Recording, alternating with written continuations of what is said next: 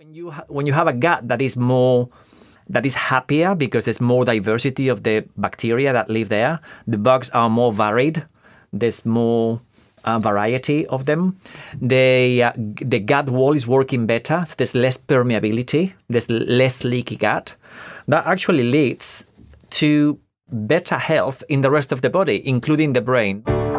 Hi, my name is Dr. Rangan Chatterjee, medical doctor, author of the 4-Pillar Plan and television presenter. I believe that all of us have the ability to feel better than we currently do, but getting healthy has become far too complicated. With this podcast, I aim to simplify it. I'm going to be having conversations with some of the most interesting and exciting people both within as well as outside the health space to hopefully inspire you as well as empower you with simple tips that you can put into practice immediately to transform the way that you feel. I believe that when we are healthier, we are happier because when we feel better, we live more. Hello and welcome to another episode of my Feel Better, Live More podcast. My name is Rangan Chatterjee and I am your host. Today's conversation is all about foods and brain health, and my guest today is a good friend of mine, Mr. Miguel Mateas. Now, Miguel is a nutrition practitioner with over 10 years clinical experience who specializes in nutrition for brain health. He is also the chair for BANT, the British Association for Nutrition and Lifestyle Medicine. He has completed a master's in clinical neuroscience at Roehampton University and was awarded a prestigious Santander Bank scholarship for doctoral research. As well as being a top-level scientist, Miguel loves animals. He's got 2 Labradors and a cat, and is a huge fan of house music. Miguel is a lot of fun to chat to. I really enjoyed my conversation with him, and I think that you will too. Now, before we get on to today's conversation, I'm pleased to remind you about my ongoing partnership with Athletic Greens, who are the sponsors of today's show. In order to support the time and expense it takes to put these podcasts out, I have taken on a sponsor whose vision is well aligned with my own to help people feel better so that they can get more out of life. Now, if you have listened to this podcast before, you will know that for me, the right nutrition is an essential ingredient to having a healthy and happy life. And whilst I absolutely prefer people to get their nutrition from eating foods, I recognize that for some of us, that can be a little bit challenging. We can be busy, on the go, rushing around, and even with the best intentions, on some days it can be a little bit tricky to cook a wholesome, nutritious meal or even eat as healthily as we would like to. If you feel that this may apply to you and you want to take something each morning as an insurance policy to make sure that you are meeting your nutritional needs, I can highly recommend Athletic Greens. It is a super tasty whole food greens powder that you can take each morning, and unlike most green supplements that I have tried in the past, it tastes fantastic. It's actually so much more than a green supplement because it includes vitamins, minerals, prebiotics, digestive enzymes, and adaptogens. I know many of you have already told me that since taking Athletic Greens, your energy has significantly improved. I really like what this company stands for, and there's no question that it is one of the most nutrient-dense whole food supplements that I have come across.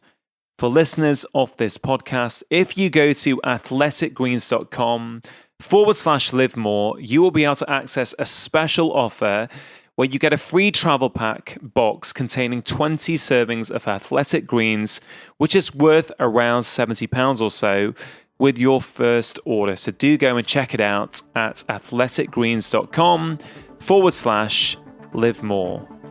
Now, on to today's conversation. Miguel, welcome to the podcast. Hi, thank you so much for having me. Hey, it's a real pleasure. Miguel, you are someone who I've always respected. Your knowledge, your expertise when it comes to food, but also when it comes to brain health, has always impressed me.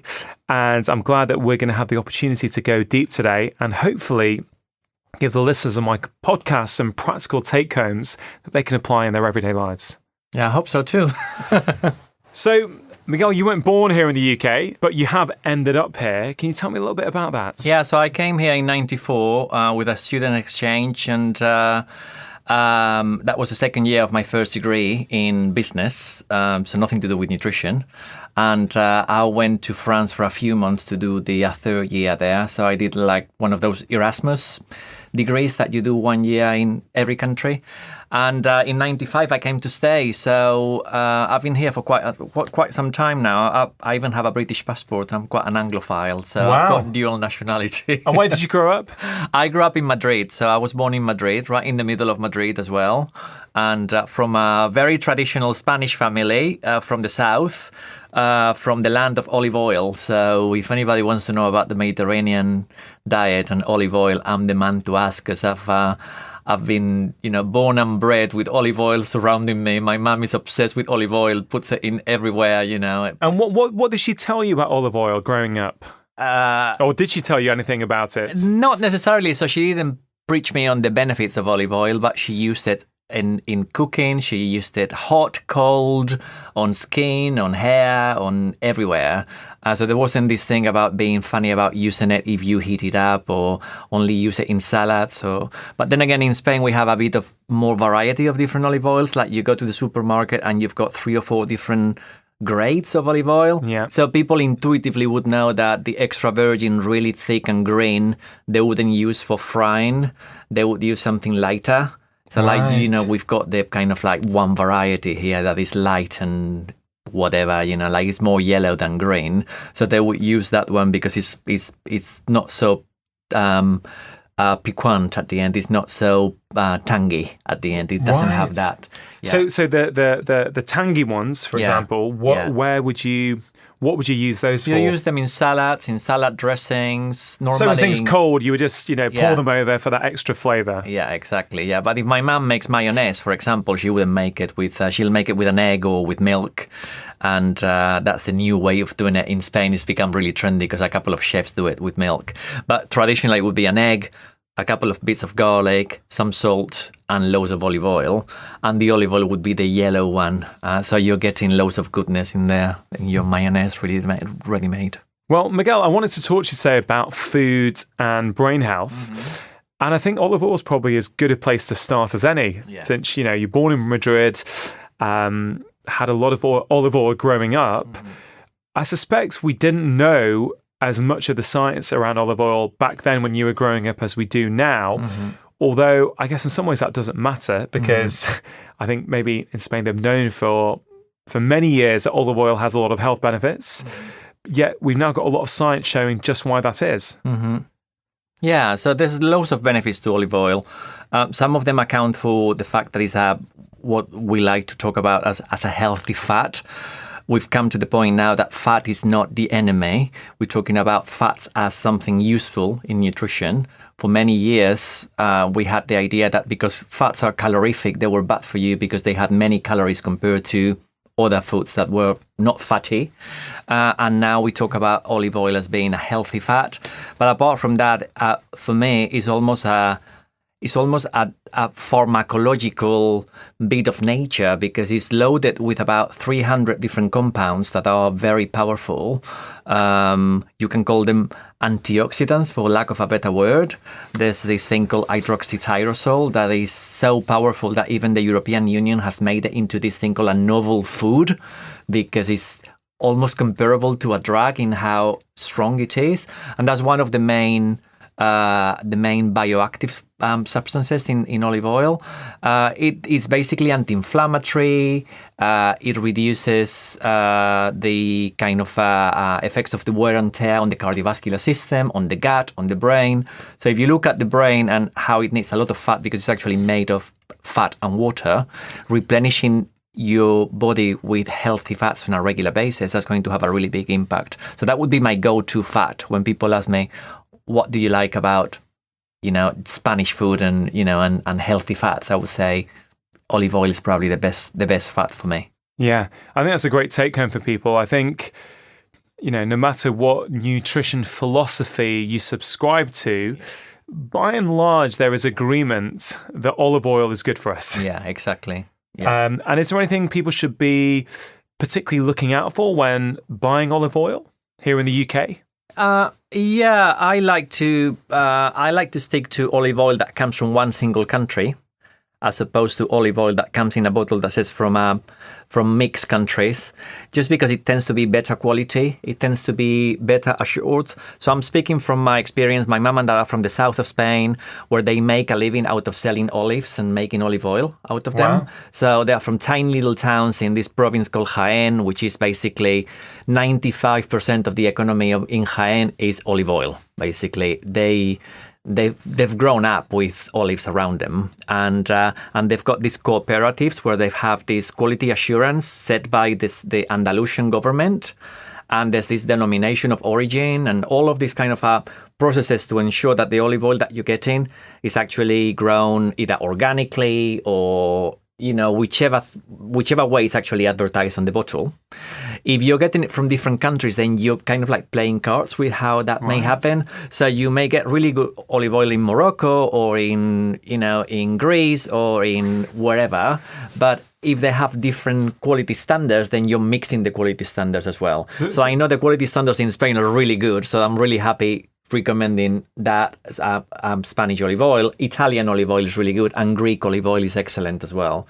So those three, if they come from a single country, they are great. If they start coming from a collection of various different countries, there's going to be 5% from Morocco, 5% from Croatia, 10% from Greece. It's kind of like a bit of a mishmash. It's a bit like a single origin coffee, right? That's it, yeah. People are getting obsessed with coffee now, and where do these beans come from? And actually, I'm always looking at ingredient labels on everything I buy, but that's one thing I've not done yet, is look at, does that olive oil come from a single country? So that's a really great take home for me. Is that's a great way of actually looking, see if I can improve the quality of the olive oil that I'm buying. But I'm also guessing actually doing it that way is probably also better for the growers and the communities who are actually out there growing the olives and actually making the olive oil. Exactly. So you're thinking that step ahead. I think for me as well, it's all about a relative point. And what I say to people in my clinics when I speak to them one-to-one is the fact that if they're starting from not having any olive oil at all, and all they've used is some cheap vegetable oil for cooking, and they switch onto olive oil, it doesn't matter what they switch onto, whether it comes from 100 different countries and is processed, because it's likely to be better than the cheap and nasty basics vegetable oil. So, go on to whatever. And then once you start getting the finesse and the knowledge, then you can start looking for single country and extra virgin and organic. But nutrition doesn't need to be super expensive. It can be cheap and cheerful, but also very nutritious and very wholesome. I think that's a great point, Miguel. And, I think a lot of that will come from, no doubt, your many years of clinical experience, because you still see clients, don't you? Yes. Regularly.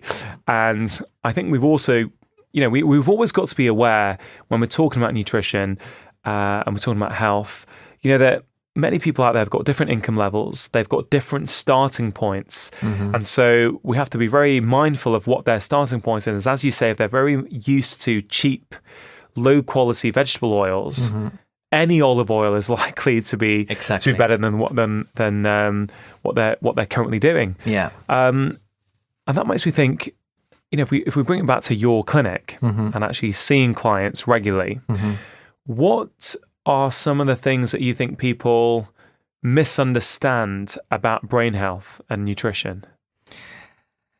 Interestingly, I think I've seen a bit of an upsurge in people asking me about the brain from other organs. For example, the brain from the gut.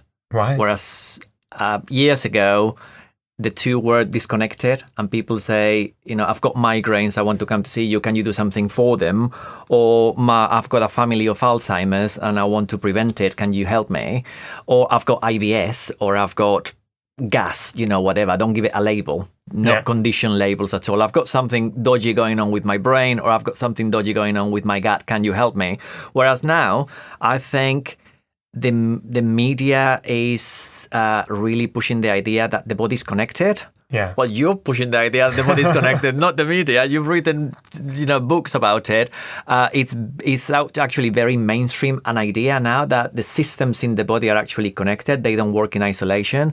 So people actually read this. They read your book. They read papers and they think, okay, well, I can actually work on my brain from the gut. And this is what I'm doing my my doctoral research on.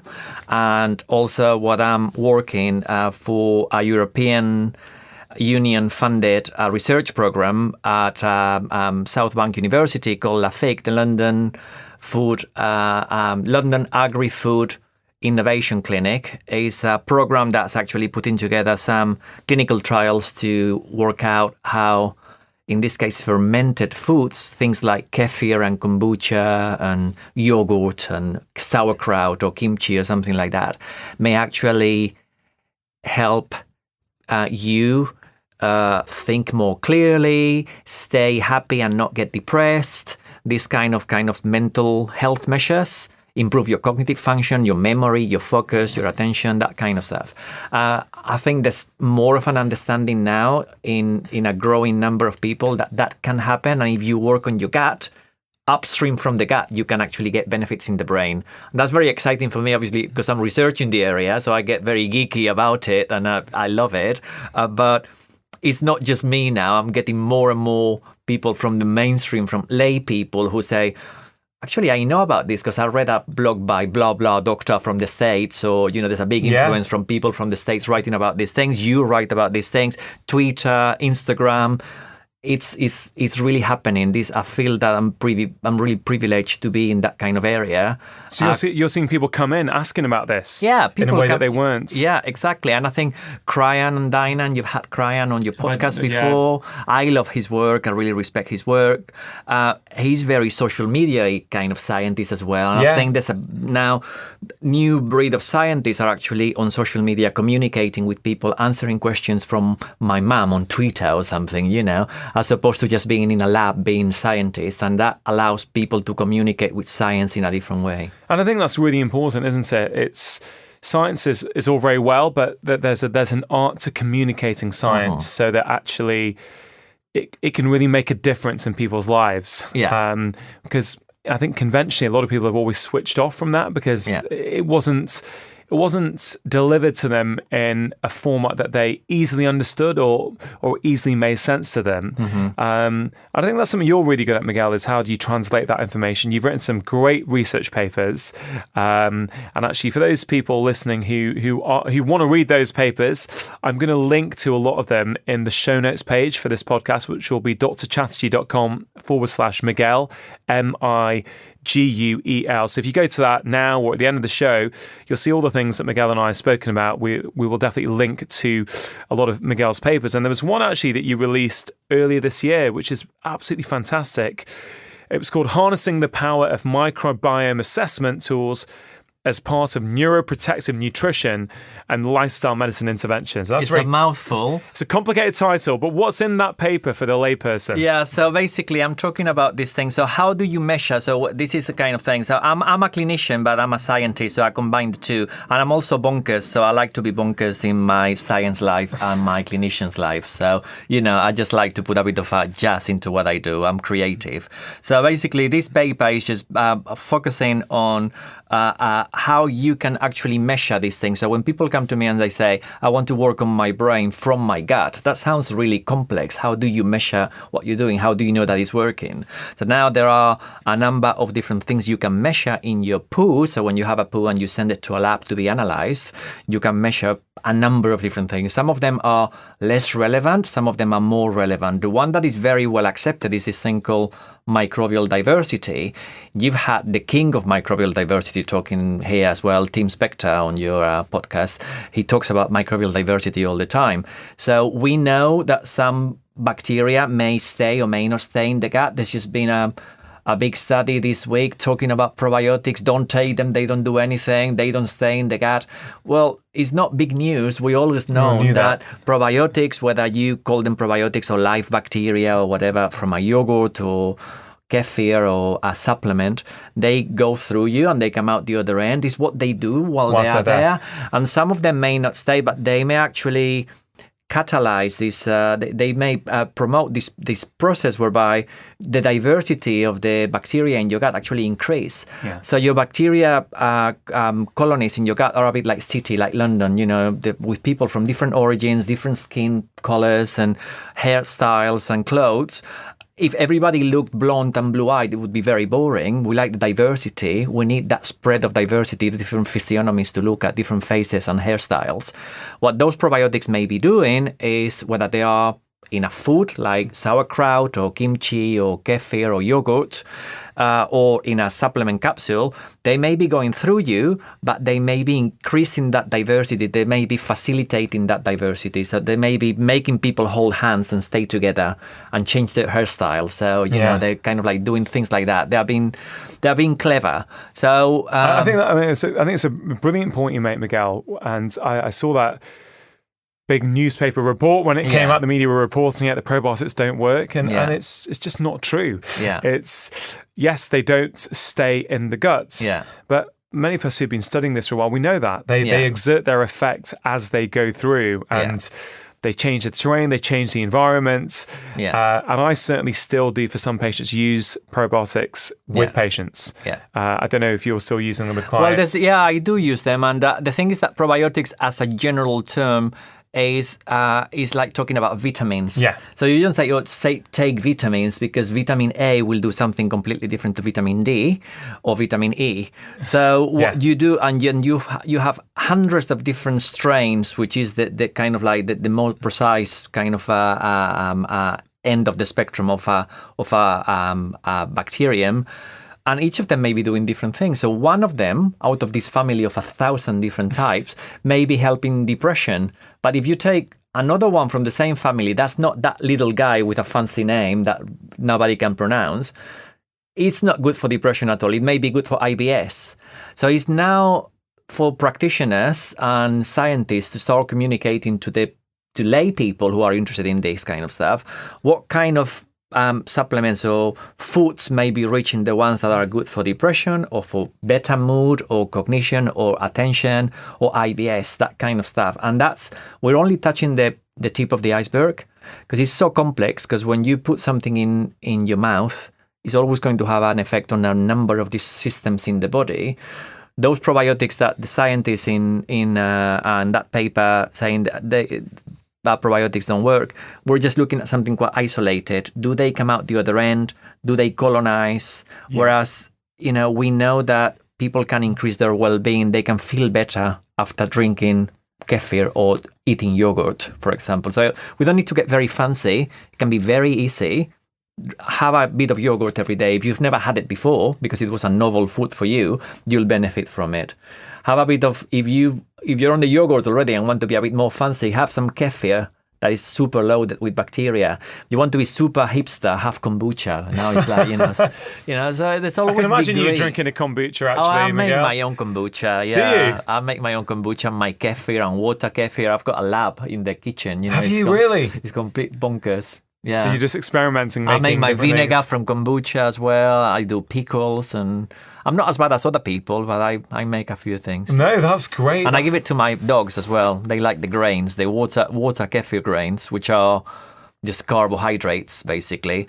But there's some research coming up actually saying that those carbohydrates, this thing called exopolysaccharides, may be good for weight loss. So in the future, we may see that the grains have been made into a powder that you can add to food to help you with weight loss. So this is a very exciting area to be in. Yeah, and there's some great studies, aren't there, in terms of what different bacteria can do. I know when Professor John Crine was here with me and we spoke about gut health, he was talking about a study that he conducted in his lab in Cork. I can't remember it exactly now, but I think it was to do with some exam students just before, I think they had an exam to take, and one group were given a probiotic. I think it was Bifidobacterium longum B122, I think. There was a specific strain. Mm-hmm. And the group who took it compared to the group who didn't had lower stress levels. Mm-hmm. It was really quite remarkable how, you could be taking a bacteria through your mouth that would go to your gut, yet that would change something in your there are other studies which are suggesting similar type scenarios. So I guess for people who are not familiar, what is the link then between the gut and our brain?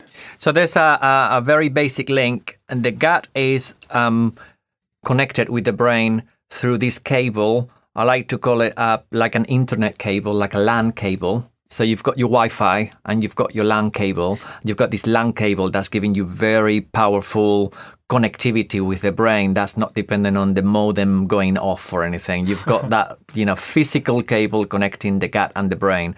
The cable actually originates in the adrenal glands, these two little glands on top of the kidneys that are responsible for the production of these cortisol and stress hormones, adrenaline, cortisol, things that you produce when you need a quick burst of energy to get the bus or the train because you're missing it and you really need to leg it to get it. Once you're there, you calm down normally. Unless you're completely stressed out all the time, that's a different matter.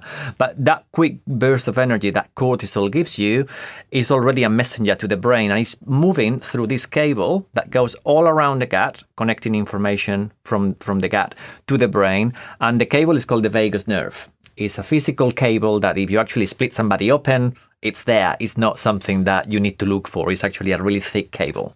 And that goes from the adrenals all around the gut, like little bits of cable, like a net. And it ends up in a part of the brain called the amygdala. And the amygdala processes emotions like fear, stress, anxiety, these kind of like primal emotions. So this having a gut feeling, what we talk about having a gut feeling or having a hunch or having an intuition that starts with butterflies in the stomach, it's actually your gut telling you that you've picked up a signal that something is going to happen. That actually happens from the adrenals because you're producing that little bit of adrenaline or cortisol to get you moving, but it's connecting that gut feeling with the brain. Now, the gut is like a tube, but it's a tube that's a bit like a sausage skin. It's kind of like porous and it lets liquid out. The theory that Cryan and Dinan talk about as well is that this sausage skin can be permeable, too permeable, what has been called leaky gut traditionally. If you want to be very fancy and very scientific, you call it intestinal permeability. It's the same thing. Yeah. Basically, by having a gut that is more permeable, you've got more chances of things leaking into the other side of the sausage skin. That other side has the immune system or part of the immune system picking up signals to decide whether it needs to attack something or not. And if that becomes a bit of a question mark because you don't really know what's coming in, the immune system is sapping your energy anyway because it's very expensive to run. It's a very expensive app to run on your mobile phone, kind of that is your body. But also, it's creating this kind of communication molecules called free radicals. It's increasing the amount of free radicals, kind of like inflammation, these kind of things going on without getting too fancy. But they don't just stay there. They travel to the brain via the vagus nerve. So again, the vagus nerve is like a super LAN cable communicating at broadband kind of cable bandwidth from the gut to the brain, and it's picking up all these signals. So if there is more of an upheaval going on in that gut wall, that's going to be communicated to the brain. And if those free radicals are these things that oxidate the body, they make you go rusty.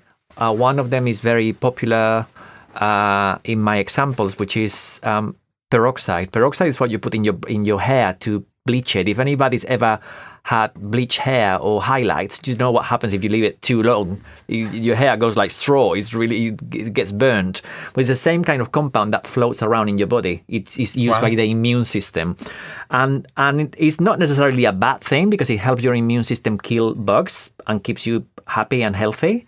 But it can also, there are communication molecules. They tell different organs in the body that something is happening, and if too many of those peroxide bits end up in the brain, the brain will get too busy. It'll be thinking, what the hell is going on? There's too much noise here. And that actually affects the quality of your thinking. It can actually, because peroxide, one of those free radicals, can actually burn parts of the brain. Think about it that way. You can end up with parts of the brain actually getting damaged, which happens in certain neurodegenerative diseases. and it's part of the process. Free radicals is a big accepted theory. They play a part in things like Alzheimer's and Parkinson's and so on. So when you have a gut that is happier because there's more diversity of the bacteria that live there, the bugs are more varied. There's more variety of them. The gut wall is working better. So there's less permeability. There's less leaky gut. That actually leads to better health in the rest of the body, including the brain, but particularly the brain, because you need to think of the gut and the brain almost as the same organ, because they are connected through this big cable that is actually not connecting other parts of the body. The gut is not connected with your big toe, with a big cable. Like evolution, that hasn't made you like that. It's not so important. But the gut connected with the brain, you need to think, wow, however we've ended up being humans like in 2018, this has been a very big part of our evolution process, that there's this bloody big cable connecting the gut and the brain. So it must be important. Yeah, absolutely. So the vagus nerve, and I love your analogy with a big, thick broadband cable that's plugged in, that's not going through, erratic Wi-Fi signals and that kind of thing. I think that's really paints a lovely picture that our gut is physically connected to our brain. And you're right, evolution must have done that for a reason. Mm-hmm. It's not just the vagus nerve, though, is it, that communicates between the gut and the brain? There are multiple other pathways. Mm-hmm. Yeah, absolutely. And it gets a bit fancy, but, there are neuroendocrine pathways. So what does that mean in plain English? It means, again, different communication molecules. Some of them may be hormones. So this cortisol, for example, is one of those hormones. So a thyroid hormone, for example, is another one. Sexual hormones. So all of those are going to play a role in your gut health. So some people will actually know that, females closer to the periods, they may be more bloated. That comes from the gut, but it's actually caused by, different levels of estrogens floating in the body. So that's a very big, a very easy example. Cortisol is an interesting one, because I was saying cortisol helps you get out of bed in the morning. It helps you go and get the bus. And if you're going to miss it, it makes sure you don't miss it. You're able to get the energy to go and get it.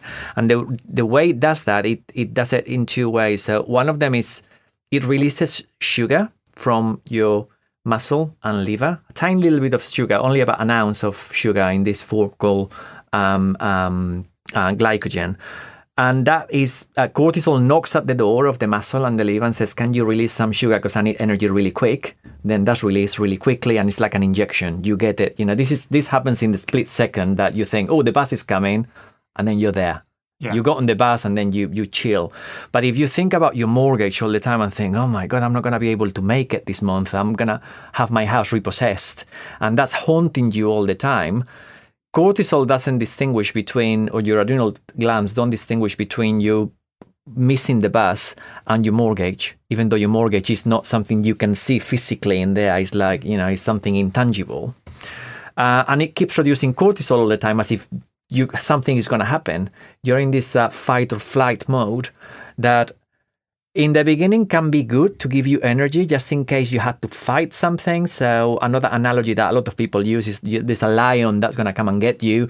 You either leg it from the danger or you fight the lion. So you're going to need energy either way.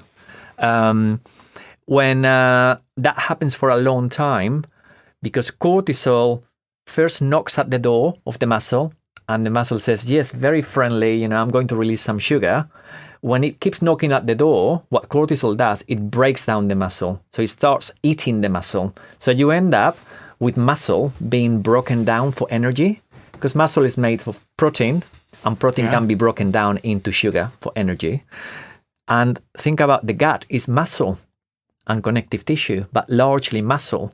So if cortisol is being pushed chronically all the time, really high cortisol all the time, when you end up being stressed is with gastrointestinal permeability. Why? Because the muscle that is the wall in the gut becomes thinner and thinner and thinner, and that leads to more permeability. So we get into leaky gut by stress. Wow. And that's another big thing that I see all the time. Is and you see it. It's actually documented in paper, so it's not random science is actually really well documented. Yeah, I think it's a great point to raise, is that often when we talk about gut health, which is the complete buzzword now in all of health. Everybody's doing it. Everybody has been doing it for years now. Everybody, yeah, exactly. doing it for the last 20 years. But what's interesting about it is that often it's about the food that we eat. How do we improve our gut health with the food that we eat? And of course, that has a huge role. Yeah.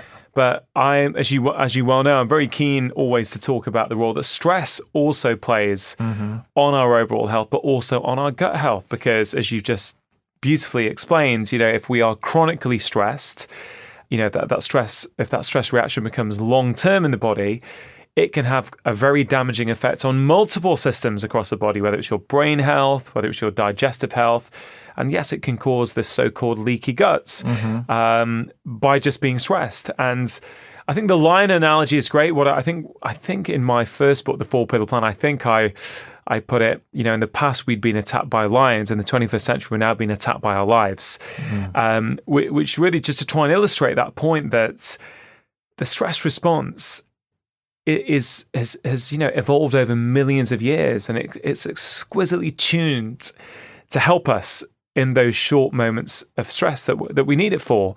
But if we're constantly stimulating that, whether it's we've got deadlines, email inboxes overflowing, or your Instagram going pinging like mad. Yeah.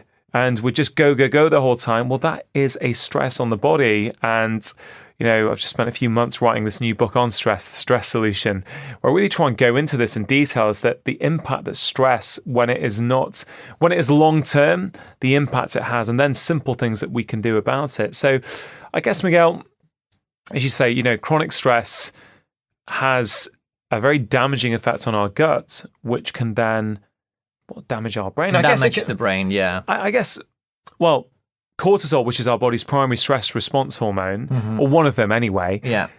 Cortisol in small amounts is very good for brain function. Exactly. Yeah. So I don't want you to think of cortisol as the bad guy, because otherwise you wouldn't be getting up in the morning if it wasn't for cortisol. You don't want to have flat cortisol in the morning, because then you'd end up having chronic fatigue. So, exactly. So it needs to be put into context, that people actually do need these things. Yeah. But I guess cortisol as a hormone itself can directly impact our brain. Yeah. In the short term, it improves its function.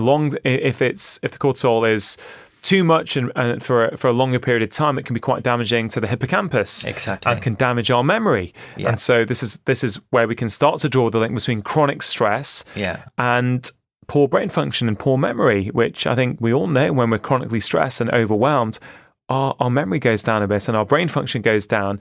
But I guess there's also a mechanism by which chronic stress can damage the gut, and therefore, because the gut's not working well, our brain won't be working well. Yeah, so it's all connected, and these are tricky things to measure, because typically the way that science has been looking to measure these things is being very A to B kind of road. You want to measure the effect of A onto a specific system, and it's a straight road, from A to B. Whereas there's so many other things involved that it's actually quite easy to make a wrong assumption. So one of the things that I'm measuring both at my work at Middlesex University, my doctoral degree, and at the London Agri-Food Innovation Clinic, the LAFIC at Southbank, we're using these tools that are patient-reported outcome measures, fancy word basically, to describe something that is a tool that I ask you. It's like a mini questionnaire that I ask you to fill out in front of me, or I ask you to answer some questions that are about how you feel today. One of them, you actually say what you want to report on. So it could be gut health, and that's useful because you could say bloating, for example. So today I'm very bloated. How would you rate it from nothing to very bad? And you give me a point in the scale. It goes from 0 to 6. I don't want to get too technical. But then when I ask you again, after doing something, we can talk about what the something would be. 3 months later, or a month later, you could say, well, actually, I was really bad a month ago, but now I'm actually 1 point down. So I'm closer to being really well, which is 0. So really well is 0, really bad is 6. There's another one that actually, because in LAFIC we're working with psychologists. So they're using a specific tool called the Cyclops, which is the same thing, but is related to mental health. And it has questions about your mental health. It's the same, it's actually related to MindMap. So it's the same scale, 0 to 6. And then it's very useful because you can actually connect it with parts of the body and with what you're doing. One of my favorite things to do, and again, there's no magic bullet, there's no magic diet that works for everybody. You need to individualize it for you and make it work for you. But as a pattern, as a starting point, is a Mediterranean diet. I'm also drawn to it because I've grown up on it. So, I've seen it. And my mom and dad are quite healthy eaters. I would say that they are naturally almost borderline ketogenic Mediterranean diet, my mom and dad, because they hardly eat any bread or pasta maybe once a week or something, hardly any potatoes, loads of grains and tomatoes and salad and loads of fish. Not so much butter like some people do on ketogenic diets, but it's very low carb anyway. Naturally low carb. Naturally low carb. They don't make an effort. My mom is 82, my dad is 85. They're past the point where they care. They've always eaten like that. And it's a very typical way of eating in the south of Spain as well. So it's when people talk about the Mediterranean diet and there's this Mediterranean pyramid with loads of pasta and potato, I laugh because I've not seen that in my family in my extended family of, cousins and so on. Miguel, I think this is really, really fascinating points. There's no question that, in inverted commas, the Mediterranean diet has got a ton of research on it. Consistently it's associated with, really, really good health outcomes. And it's probably one of the most well-studied diets. But the problem is that depending on what dietary tribe people belong to, they interpret the Mediterranean diet according to their preference. So, you are someone who grew up in the Mediterranean. You are obviously sharing with what your parents, their interpretation, or not even their interpretation, how they apply a Mediterranean diet. Is it fair to say that there are many different ways to do a Mediterranean diet depending on what part of the Mediterranean you live in? Absolutely, and I think that's why in later years you see more, particularly in scientific literature, a move towards referring to the Mediterranean diet as the Mediterranean diet pattern. Yeah. Because it's more technically correct, because if you go to Italy and Spain, even at different areas within one country, so intra-country, Spain is not just all flamenco and beach, we have high mountains, some of the highest mountains in Europe, and some areas of Spain where they are completely covered in snow from about October until March. And in those towns where they can be isolated in the snow, they're not going to be eating salad and tomatoes. They want to eat big kind of chunky stews with loads of saturated fat. And they still not get cardiovascular disease at the levels that some people would say, if you eat loads of saturated fat, you'll get cardiovascular disease. They eat chorizo and black pudding and, pork rind and things like that every day. But they also eat loads of chickpeas, and they eat loads of bulbs like leeks and onions. Tons of leeks and onions in those foods, areas. Which are great prebiotic foods that feed our gut. So maybe just on that, I know sometimes people get confused with these terms. What is a prebiotic food? So prebiotics, and this ties in beautifully with what we were talking about before. I think we focus a lot on the putting in probiotics, and in a way, even though I wasn't pleased with this study, that probiotics don't, or how the media actually interpreted this study. That probiotics don't bother with them. Well, it's the wrong way to look at them, because what you need to look is you've got your own colony of bacteria in your gut, and you need to be feeding them. And unless you put your diet right first, for as many probiotics as you take, you could take the most expensive super duper probiotic capsule. If your diet is crap, you're not going to fix your gut. You're not going to feel better gastrointestinally. On the other hand, if you follow a Mediterranean diet pattern that makes sense and is not, completely full of pasta or with no pasta, it needs to work for you, whatever your preferences are.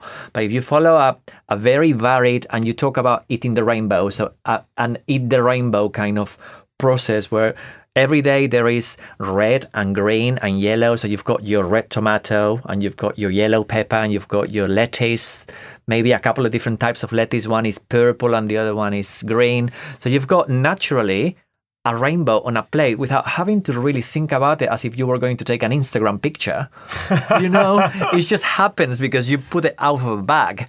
I cook like Nigella style. I cook 5 minutes Miguel style, it's just like, it takes 5 minutes for me to cook, and there's always loads of color in there. It's always before the eating a rainbow was kind of made famous. Whoever made it, whether it's you or anybody else, eating a rainbow just happens in my house. It's happened in my house since my mom was feeding me as a child. There's always been 3 or 4 different colors on my plate, and I've always really paid attention to that.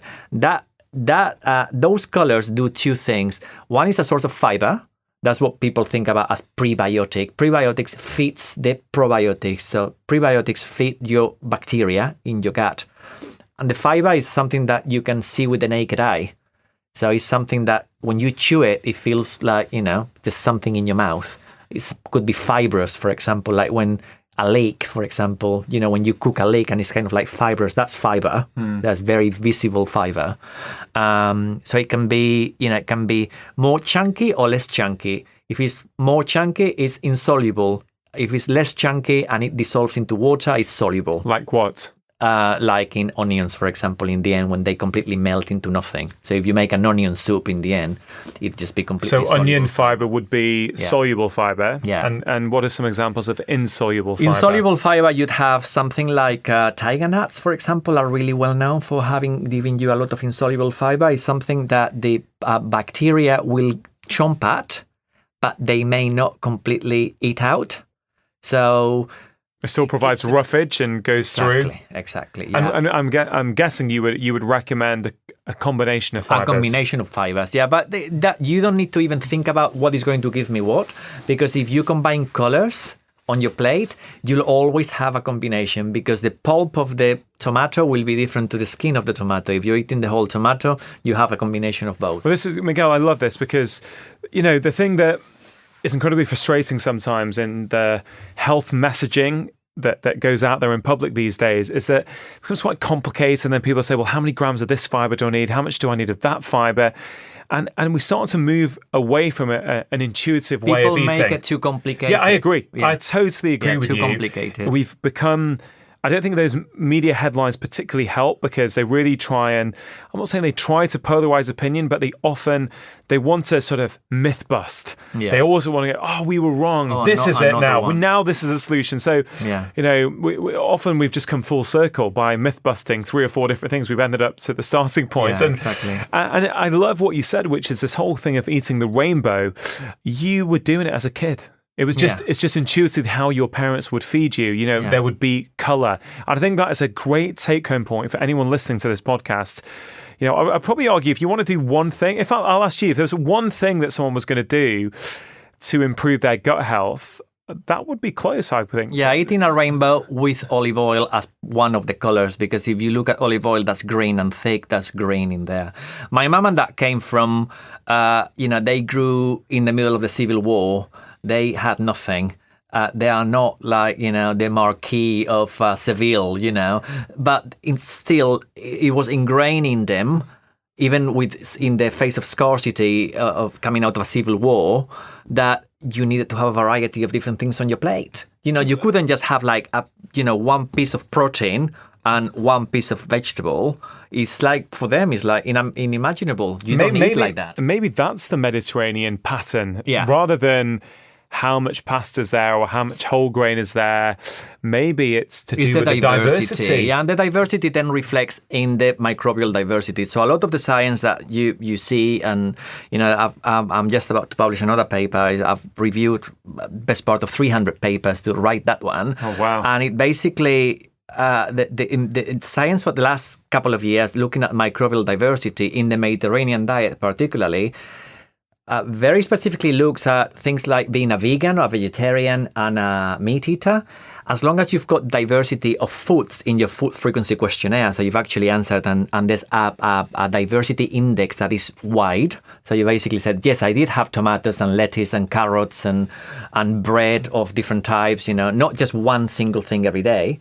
If the food diversity is wide, it doesn't matter whether you eat meat, because there's a lot of this going on as well. If you're a vegan, you do much better, or if you're a vegetarian, you do much better. What you may do initially, if you change from a really unhealthy diet where you were eating Doritos all the time, so if you go from Doritos to vegan, of course you're going to feel better. But in the longer run, the gut is plastic. It kind of, it changes quite rapidly. Doesn't it? It adapts. So what really holds the answer for me is the diversity. And that's why nothing is technically bad. I mean, you can have a little bit of something that you fancy every now and then, but you need to match it with your goals as well. Because I see a lot of this going on as well with some, nutrition people saying, it doesn't matter what you eat. It's all about like intuition. And well, yes, but if you need to lose 3 stone, if you're intuitively drawn to the cakes, it's not going to happen. So, you need to match it with what you want to achieve as well. Yeah, and I think talking about diversity and microbial diversity, which comes from having a diverse diet. This is something I wrote about in my book, The 4-Pillar Plan, is, the reality is that some people do very well on quite different diets. Some people do very well on a vegan diet. Some do very well on a animal protein heavy, low carb type diets. But I find the diets that tend to do well, no matter what label we give to it, is often encouraging good microbial diversity. It's a lot of variety, a lot of different colors, a lot of minimally processed foods, which actually are really great for our gut health, and very minimal, highly processed and refined foods. And that seems to be what holds all the great diets around the world, which seem to be associated with good health and longevity. It's pretty hard to make a case that any one of them maybe better than the other. Yeah, but it's also pretty hard to make a case that none of them don't have gut health at the core. They all seem to support good gut health. Yeah. Which I find super interesting. And, you mentioned eating the rainbow. And again, for listeners of this podcast or people who've read my book, you'll know that I talk about this rainbow charts quite a lot. That is free to download from my website. And again, I'll put a link in the show notes if for those of you who don't have it at drchatterjee.com/Miguel, which will be the show notes page for this podcast episode. And I get families tweeting me all around the country, pretty much on a daily basis, saying how much that rainbow chart has helped them as a family, including their children, make healthy choices. Because, yes, there are health benefits, but it's also fun. It's nice to see these different colors. There's a bit of vibrancy there. And I think you touched upon something there that I'm going to be a little bit more esoteric now as opposed to more scientific. I'm going to be the funky Miguel and actually say that diversity actually goes further than just dietary diversity, is experience diversity in your life as well. Because we've been talking about how food actually makes you feel something. But what about what the relationship between your thoughts and what you experience out of life and your gut health as well? So if you have a life that's more diverse in experiences and more rich in experiences, and you have a satisfying sexual life, and you have friendships that are gratifying, and you meet different people who excite you in different ways, that's also playing a role in keeping your brain engaged. It's probably going to play a role in keeping you less stressed, and because you're going to be less stressed and less anxious, probably, this is generalizing, but it's likely to make you feel happier than if you do the same thing every day. If you just sit in front of the telly every day, or if you just go running every day, but it's very fixed. I think what I tend to say is that when there is flexibility in the behavior, we adapt better to whatever may come next, because we are more flexible, we are more plastic. We can take things that life throws at us in a more gracious way than when we are really fixed on our ways. It's like food neophobia, for example, which is, when people don't like new foods. They are so stuck on trying something new. Oh, I couldn't do that. I've never had it before. As opposed to, I'll give it a go. You may like it or not like it, but at least you've tried. And it's an experience more that you can add to your repertoire. That's just with food, but same thing with a friend or doing something different. Going, rather than going to the one cinema that you always go to a different cinema. You may get a different experience out of it. And I think all of that increases the diversity of thoughts in your head, which I think for me is as important as the diversity of my microbes, because I'm easily bored. I think if I was growing up now, I'd be ADHD, because I can, I've seen something, I'm bored with it 5 minutes later, I want something new. So the only thing that doesn't bore me is neuroscience and nutrition. All the rest kind of, I've seen it, it's fine, whatever, 5 minutes ago. But, this kind of increasing the diversity of your thoughts and your experiences, I find that will come to a point that we can measure the effect on health.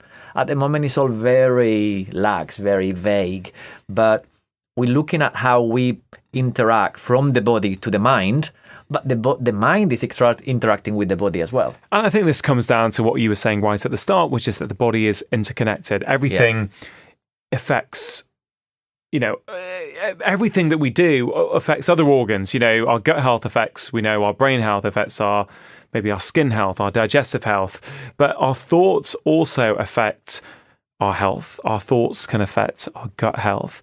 We know that social stress, can increase inflammation in your body just from being socially stressed. Your number of inflammatory cytokines, which are these immune system messengers, can go up. Or isolation, that can do the same thing. And there's loads of studies done on isolation in patients of different conditions, because, that's the time that a lot of scientists will want to know what happens if you're isolated and you've got cancer, as opposed to having a circle of friends around you. It's very well reported that if you're isolated or frailty or kind of, in older age, if you've got a good social network around you, that's actually a nice social network that's not an Instagram network that's going to stress you out because they send you messages all the time. A real network that you can actually touch, that's going to support you. Yeah, Miguel, this is fascinating you're saying this, because it really, I'm glad we sort of taken a 30,000 foot view here, come a little bit out of food. Yes, food is important, but it's one aspect of health, and it's not.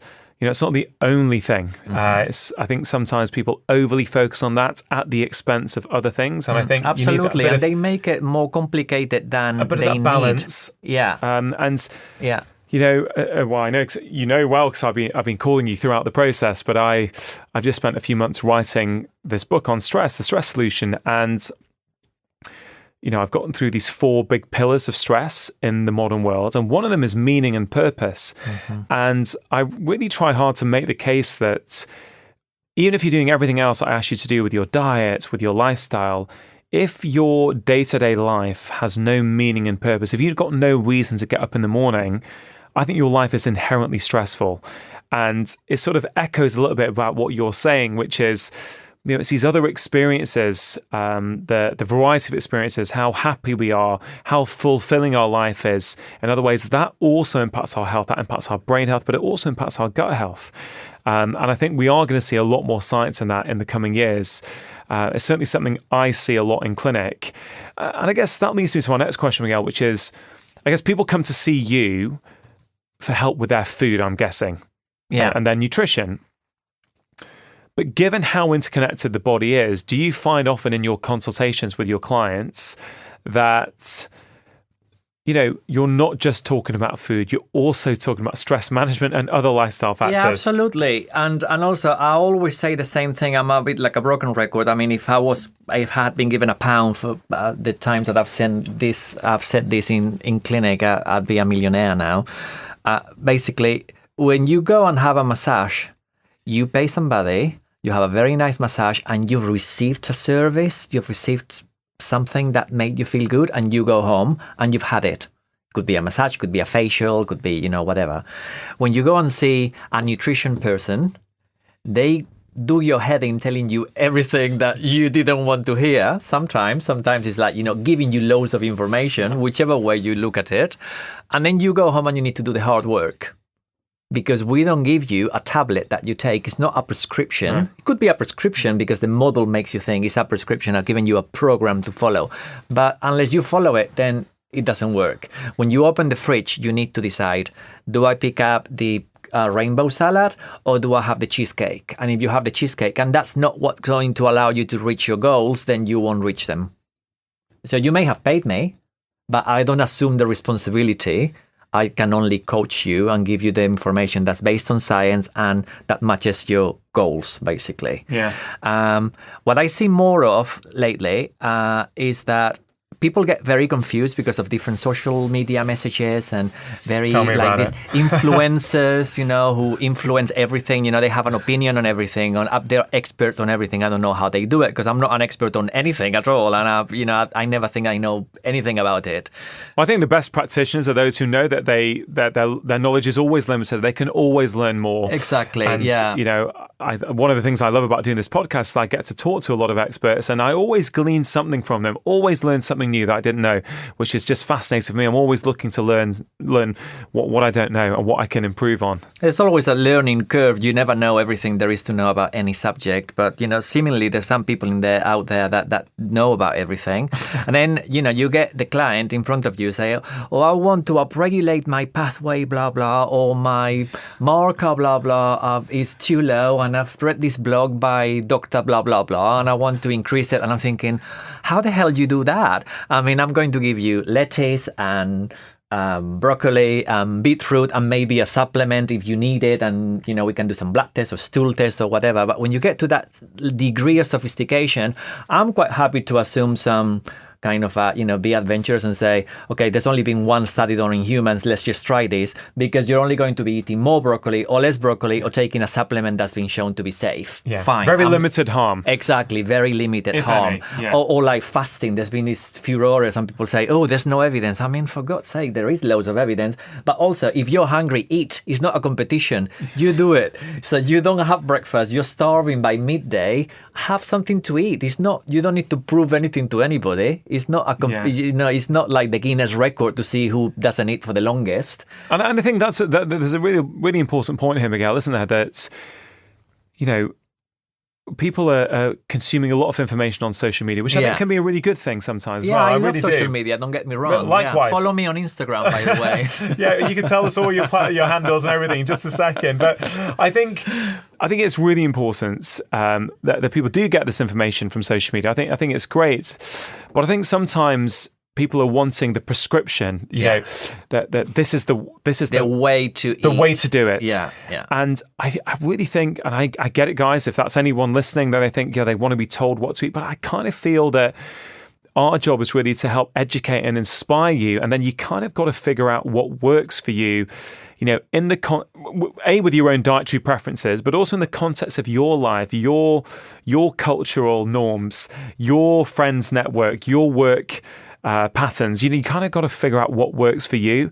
Because we've got so many challenging things these days, like shift work for people, for example. Like if you're a shift worker and you hear this thing that I'm talking about, time restricted eating, or people are saying, oh, I skip breakfast and I have a coffee and I don't eat till 12 o'clock, that they'll be thinking, well, how does this apply for me if I'm doing night shifts? So I kind of, and I really had to think hard about this, when I was writing my first book, Miguel, was I believe in personalized advice. If someone comes to see me in clinic or in my GP practice, they'll get a personalized plan. But when you write a book that's for the general population, it's very hard to personalize it. It's a spectrum, and you need to pick up things that are good for you and not pick up the things that are not good for you, and not do the Dr. Chatterjee's diet. Yeah, exactly. And that doesn't. And the great thing is that Dr. Chatterjee doesn't exist, because I purposely created a program and created a template that I think can be personalized by everyone, no matter what their life's circumstances, no matter whether they're vegan or hardcore paleo, right? They can still use the template that I outline in my book. And I'm very proud of that, actually, because I want to bring people together. I don't want, everyone deserves good health. Everyone deserves the right to good quality health information. And I get why some of these fights happen on social media. I understand people feel very passionate about things. A lot of people feel very let down of the information that they've been given and they found their way. So I understand it. But I certainly feel my role is to try and bring people together and try and actually show that there's a lot of harmony here. There's a lot of things that we're saying that are the same. Exactly. And we don't need to fight as much. I couldn't agree more. I mean, because of the stuff that I do with the professional association that I'm a member of and chair of, that's the British Association for Nutrition. Yeah, that new name is British Association for Nutrition and Lifestyle Medicine, BANT. And I've been at the forefront of kind of like loads of politic kind of words for years. People low carb, not low carb, high fat, not high carb, whatever. And it gets tiring. I think there's a lot of common ground that people should focus on. Yeah. I don't go on social media to fight. I go on social media to share stuff that I find people will. I believe people will find valuable. Science-based stuff that is not something completely alternative based on a mouse study. It tends to be like human stuff that has been shown to work or not work, and to engage in nourishing conversations, because I'm in this world for as long as I'm going to be here, to have fun, to be jolly, and to just benefit other people's lives as much as I can with my knowledge, if I can, and my support. I'm not here to fight. I'm a lover, not a fighter. You are, Miguel, and I love you for it. I totally agree. We need to be sharing this information in a very kind and compassionate way, but also I would say you have got a lot of clinical experience. And the reason I bring that up is because there's a lot of people out there on social media, really, and I appreciate everyone's trying to share a good message. But you know what? You don't get everything from science papers. Mm-hmm. There is a lot to be learned from real life, seeing what works with real people in clinic. And, I've got nearly 20 years experience of seeing patients now. Mm-hmm. That has as much value to me as a later science paper. Exactly. Yeah. And I think that gets missed sometimes. People are really trying to go a lot about evidence-based medicine and with a real misunderstanding of what evidence-based medicine actually means. Yes. Because it isn't just scientific evidence. Absolutely. And that's the message that the guy who created evidence-based medicine as a model, David Sackett, Professor David Sackett, basically said it's about applying the best available scientific evidence to the patient and according to their personal values. So you come to me and say, my personal values are that I really want to eat a very low carb diet. And I say to you, but there's no evidence for it. You cannot have it from me. Go to somebody else. That's not evidence-based medicine. No. That's just basically saying I only want to serve people who are follow my philosophy. Exactly, yeah, who share my worldviews. And it's not about worldviews, it's about helping the patient or the client. And if they come to you with a request, and it's reasonable, it's not like, I want to grow an extra leg, it's something within the realms of the possible, within your scope of practice. I believe there's flexibility to be used and compassion and understanding of what people may want and to help them get there. Sometimes you need to bring them down to the real world because they may want to do things with pathways that have never been done. They've read too many blogs. Yeah. They need to be brought down to reality. Sometimes they need to be given a bit of a push and say, well, maybe the only way you're going to be reaching your goals is by doing this. Had you considered it and think out of the box? So clinical practice is an amazing thing because every time you sit in front of somebody, it's a new experience. Yeah. It's something that, is a new challenge. It's never the same. It's never the same, is it? Not one person is the same as the other. And no scientific paper ever can tell you how to handle that. Exactly, yeah. You've got to... It's just you pick this up over time, don't you, and experience, and also you see what works. Yeah. And sometimes you see what works and you use it, and then the science comes out a bit later. Yeah. And you go, that's why that worked. Yeah. And so I find that super fascinating. Well, look, Miguel, just to close this down, I think that's been really interesting. We've gone in all sorts of tangents, so I hope that the listeners haven't got lost along the way. Well, hopefully they've enjoyed it. I'm trying to make these podcast conversations as natural as possible. Unscripted. Just see where they end up. But I also like to bring it back down to practical interventions at the end. I love, using this podcast as a way to inspire every listener to make some positive change in their life. And I wonder, I normally ask for 4 tips at the end because of my 4 pillars. I always ask my guests, are there, 4 of your best tips how someone can, improve their gut health or improve their brain health? I wonder if you could elaborate on what those might be. Eat a rainbow. Have loads of olive oil, chat to your friends, have a good sexual life. those my 4 pillars. Well, Miguel, that was short, snappy, to the point. I think there's really, really some good take-homes there for people. Miguel, I appreciate you're incredibly busy. Thank you so much for joining me today. For people listening, you want to see more of Miguel's work. In fact, where can they find you on social media, Miguel? So I'm just Miguel Mateas. So Miguel Mateas. Miguel Mateas, all one word, in all social media channels. Twitter, Facebook, Instagram. Yeah, I'm mostly on Instagram these days. I find Twitter a bit too aggressive now. Tell me about it. So It's yeah, like but walking I'm down still the street with people throwing things at you sometimes. Exactly, but I'm still on Twitter. If you want to find me on Twitter, I'm more on Instagram because I find it more creative and more visual. Well, guys, look, if you've enjoyed the episode, please do tag me and Miguel on whatever platform you want. Let us know what you thought. If you've got any questions for me or Miguel, do let us know. Absolutely. We would love to know. I know Miguel's great at answering questions on social media. And Miguel, thank you for your time. Thank you for having me. I really enjoyed it. That concludes today's episode of the Feel Better, Live More podcast. I certainly enjoyed my conversation with Miguel, and I hope that you did too. Please do let Miguel and I know what you thought of this episode. As Miguel mentioned, he is mostly on Instagram these days with the handle Miguel Mateas. My handle is at Dr. Chatterjee, and we would both love to hear from you, especially if you have any further questions relating to what we discussed on the show today. If you think the information shared today would be of interest to some of your friends and family, please do consider sharing the podcast with them. You can help support the podcast by leaving a review on whichever podcast platform you are listening to this on now, such as Apple, Acast, and Spotify, or by taking a screenshot on your phone right now and sharing it on your social media channels. Don't forget that there is a show notes page on my website for this episode, as well as every other episode of the podcast. My team and I put a lot of time and effort into creating this page, and for this week it is drchatterjee.com/Miguel, Miguel. You will find everything that Miguel and I discussed today, including links to articles that Miguel has written, papers that he has published, as well as further reading for those of you who wish to continue your learning experience about all things related to food and brain health. Do also check out Miguel's website, which is miguelmateas.com.